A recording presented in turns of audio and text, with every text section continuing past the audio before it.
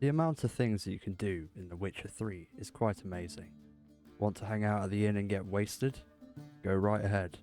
Want to go and slaughter some monsters? You can do that too. Or how about you partake in the most dangerous task imaginable? Playing Gwent. Up for a few rounds of Gwent? Many of my friends that have played The Witcher 3 have told me that they completely skipped playing Gwent because they found it too boring, or that they found it too hard to complete. All I can say to that is that they are lucky that they never played Dice in The Witcher 1 or The Witcher 2. Anyways, the reason they struggled with Gwent is because they had no idea on how to play. This is the case for many people when they load up a game like The Witcher 3. All they want to do is go around and kill monsters, take contracts and find Ciri. They skip all the quests to do with Gwent and end up missing out on key cards within the game. That is why I have decided to make a little guide on how to understand as well as play Gwent well in The Witcher 3. Just to clarify, this video does not contain any story or spoilers at all and will only focus on Gwent within the base game of The Witcher 3. If you want me to give an overview of Gwent within the DLCs, then please let me know down below and I'll start creating that right away. Anyways, let's get right into it. First of all, I shall explain the fundamentals of Gwent. When you first start a Gwent match, the game will ask you which leader you want to choose. Early on in the game you can go with pretty much anyone. However, these leader cards do have special abilities that can be activated once per game, as long as you're not playing a special match that is. I'll touch more on how these abilities will affect your select decks later on. After you have chosen your leader, the game will ask you which deck you want to choose. There are 4 decks within the base game. Monsters, which is ran by Eredin, Nilfgaard, which is ran by Emir, Northern Realms, which is run by Foltest, and the Scoia'tael, which is run by Francesca. Each one of these decks contains specific abilities only available within the given deck. I'll touch on this later on. Once you choose a minimum of 22 cards, the match will begin. First of all, the player that gets the first turn will be chosen by a coin toss. Each player will be given a set of 10 cards from the 22 that they had selected before starting. The game will give you the opportunity to redraw 2 cards of your choice for 2 other random cards inside of your deck. As you can see, there are 3 rows within the board on yours and the enemy's side. At the bottom is the siege row. Only siege cards can be placed on this row. They can be easily identified by the little catapult icon on the card. The middle row can only have ranged combat cards which can be identified by the bow on the card. And finally, there is the top row, which can only contain close combat cards. These can be easily identified by the sword icon. Now that you understand where you can place specific cards, let's get into what the number in the top left means on the cards. This is the attack power. A player will win a round of Gwent when they have more attack power than the other player, when both players run out of cards or when the other skips their turn. Matches are set with 2 wins out of 3 rounds. This can be seen by the red gems next to both players' names. Losing a round will cause one of your gems to break. If you lose both gems, then you will lose the whole match. However, a draw will cause both players to lose a point, unless you are using the Nilfgaardian deck. Now that we have gone over the basics of Gwent, I shall quickly run through all the abilities within the game. This will make it easier to understand what decks do in The Witcher 3. If you already know what each does, then skip to this point on the screen to learn what the effects of cards do, or skip to here to start learning about the decks. Agile cards. These can be placed in either the close combat row or the ranged row, but cannot be moved once placed. Hero cards. These are not affected by weather cards, special cards or abilities. For example, a Scorch card is not able to remove it from the board, but a Commander's Horn will also not be able to double its strength. Some hero cards have additional abilities. These are signified by the golden sun around the power icon. Medic cards. Cards with this ability allow you to choose and place one card within your discard pile. Sadly, it does not let you replay with hero cards or special cards, but you can chain this effect by using one medic card to revive another medic card. This will cause you to get many points within one round. Morale boost cards. These cards will add +1 strength to all units within the row in which they are played, excluding themselves. The point is added on after all other abilities. For example, cards with tight bonds will multiply to get their bonuses first, and then will gain a point from each morale booster. Muster cards.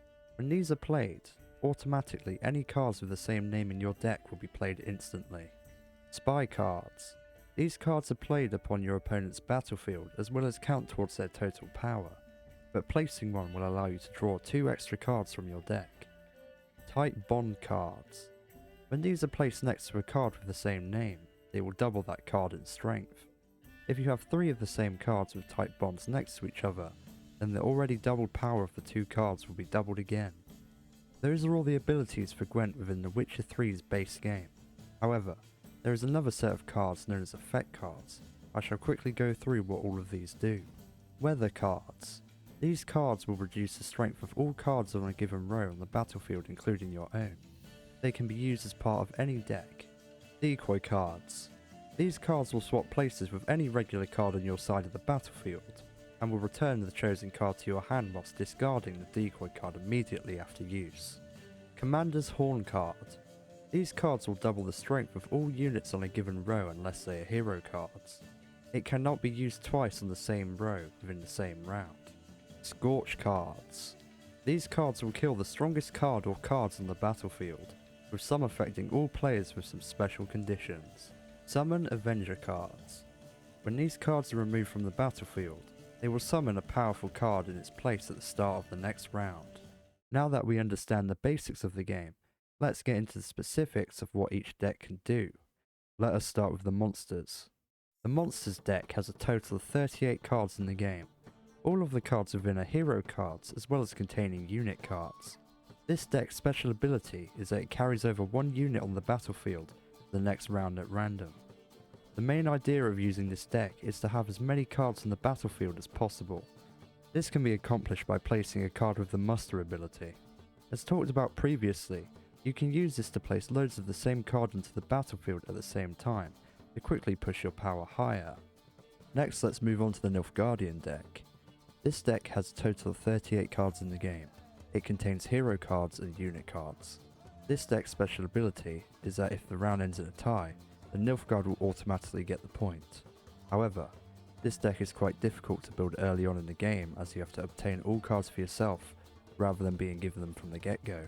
The main idea of this deck is to use strong standard units which have an attack power of around 10. This is to push loads of power using as minimal cards as possible. Rather than having all cards bunched together, you can have them spread out in different rows. Another tactic is using cards which have a tight bond. Tight bond is an ability for some cards such as Imperial Brigade Guard, which will double in strength if next to an identical card. So if you already have one on the field, it will have an attack power of 3. Place another next to it and it will make both cards do 6 damage. And then if you place another next to it, then all cards will do 12 each. Hi there, post-editing Brad here. I've realised that I keep saying 12 about the tight bond instead of 9, so just pretend I keep saying 9 instead of 12. I promise I'm good at maths. And yeah, enjoy the rest of the guide. This is a speedy way to get your card attack higher, but can be difficult to do as you need to be lucky enough to have multiple of the same card in your hand. Next we shall move on to my favourite deck, Northern Realms. This is the deck the game will force you to use within the prologue. It is built around the idea of damage output and staying in power. This deck's special ability is to draw a card if you win a round. This deck's main purpose is to use cards with a tight bond as well as using a Commander's Horn. Pairing these 2 cards together is insane, as having 3 tight bond cards together will already do 36 damage total. Now adding the Commander's Horn will make it do 72, which can pretty much make you always win a match. This is the only deck capable of getting such a high score with as few cards as possible. A great way to make use of this deck is by having spy cards in your deck. This will give you a higher chance of holding more than 1 or 2 tight bond cards at the same time. A big downside of this deck, however, is if the opponent is using weather cards or scorch cards. This can easily negate tight bonds since you'll go from doing 72 damage to only doing around 9 damage. With the Commander's Horn it would still be 18, but as you can see, that is still quite a disadvantage. A way to counter that is by having a clear weather card, which as you can tell, clears all weather effects from the board. Scorch cards are also a massive threat. Imagine you have 3 tight bond cards together doing 24 damage each. Then the Scorch card will kill all 3 at once, which makes those tight bond cards an absolute waste, so be careful. The final faction within the base game of The Witcher 3 is the Scoia'tael deck. This deck is known as the most flexible of them all. Whilst Nilfgaard and the Northern Realms are straightforward, and the monster deck is pure brute force comprised of monsters. Scoia'tael focused mostly on combining debuffs that affect the enemy units like weather cards, along with a moderately strong assortment of units. This deck's special ability is that it will let Geralt decide who goes first at the start of a round. However, if both players are using the Scoia'tael deck, then the coin will flip as normal. Cards of the agility ability can be placed within either the close combat row or the ranged row. This will give you some tactical flexibility. The main tactic in this deck is to use weather cards on the select row with loads of enemy cards, such as say, the close combat row. And then you have yourself place all your strong units within the ranged combat row. That way, you will not be affected by the weather whilst they will be. This deck also has cards which can muster. However, unlike the monster deck, it is not just limited to close combat cards. This deck also contains medic cards. Before we finish talking about decks, I should add that there are a specific set of cards known as neutral cards, which can be played in any deck you want, rather than being restricted to a select deck like most other cards. That is all the fundamentals explained within Gwent. Now, I shall give a few tips on how to play. First of all, only pass when you are either sure you have a higher score than your opponent, or pass when you know that there is no chance of beating their score. Passing when they have a way higher score than you will let you save some cards from your hand and bring them to the next round. Doing this can tip the balance of the game, and one thing to always remember, if your opponent passes with a low score, always try to get just above their score, then pass so you get a free round win. Another tip that I sort of touched on before, never waste cards. Every card is important and can be played in several ways, to make sure you play the long game, or at least have a few cards left in your hand near the end of the round. The best tactic for this is to use loads of weak cards within the first round to burn out your opponent's hand in the first round. Then in the second round, throw down all your strong cards and beat them.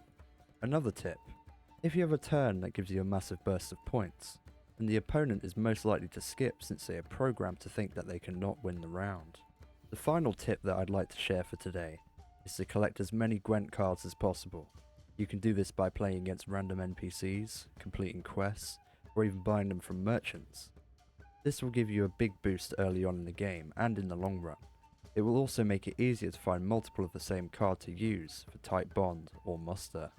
Now that I've shared my tips, I'd like to spend this final part of the video showing off my tactics and how I usually win Gwent. First of all, I find an NPC that wants to play. Then I go into the selection screen. As you can see, my deck is Northern Realms. It has 27 cards. I have 5 hero cards, Geralt of Rivia, Ciri, Yennefer, Mysterious Elf, and Vernon Roach. My other cards are 1 decoy card, 1 Commander's Horn, Olgierd von Everick, which is a DLC card I believe. I have not spoken about the DLC cards, but if you want me to in a future video, then I will. Just say down below in the comments. I have 1 Roach card, which you can get from linking your game to the CDPR website. 1 Dandelion, 1 Cow, 1 Catapult, 2 Trebuchet, 2 Ballista, 1 Siege Tower, 1 Prince Stennis, 1 Dumb Banner Medic, 1 Dijkstra, 3 Blue Stripe Commando, 1 Thaler, and finally 3 Kaedweni Siege Experts. Anyways, let's start and I shall run you through my tactics. Okay, as you can see, I'm now in a match. First of all, we have honestly a good set of cards. Now, problem here is we only have 1 Blue Stripe Commando, which I make good use of most of the time. So I'm going to trade him out. Okay, we got Olgierd, and I'm going to trade him. Round is starting. Okay. Right, he's placed that. Now what I do here is, in the first round, I try to use all of my spy cards. So, throw down the Mysterious Elf. Wait for him to go. Throw down the Thaler.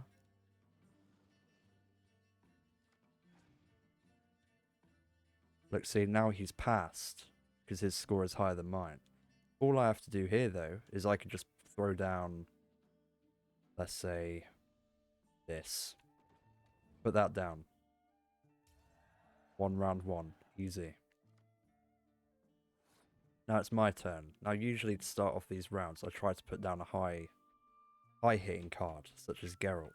As you can see, he does 15, but because I have Roach, not that Roach, the Horse Roach in my deck, it'll put him down at the same time as a little, like, bonus. There we go. 18. He's using Muster. Gotten him all the way up to 12 in one go. Yeah. Since I don't have the blue stripe commandos, I can't use those. But the main tactic I now use is put down all the melee cards first. See, since I put all my hero cards down, he's wasted his Scorch card and only gotten rid of Roach. And now I put down all of my siege cards. All of them. Literally every single one. Apart from the healing one. Just in case he has another Scorch card that removes some of my good cards.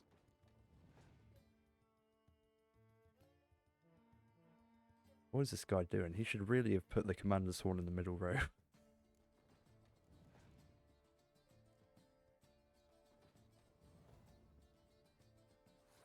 Oof. That is... I'm going to beat him either way, but he's trying. Then because my leader card is Foltest the Siege Master, this one doubles all the strength of the units in the siege row. Look, now I have 87. And that's that. He's lost. GG's. Yeah, that's what I do most of the time. It obviously varies depending on who you're playing against, what cards you get given, but, you know, just to sum up, use all your melee cards at the beginning, the hero cards, apart from the medic ones. And then second round, throw down all your siege cards, double their strength, do your best to power them up. Yeah, most of the time it works out, even though sometimes it doesn't if they have like weather cards, but pretty good tactic. Thank you so much for making it to the end of the video. If you found this video useful, then consider leaving a like, as this will help push the video to others around the world. And if you love to see content based on The Witcher and want to see more of it, then feel free to subscribe to the channel. Thank you for watching, and I shall see you next time. Goodbye.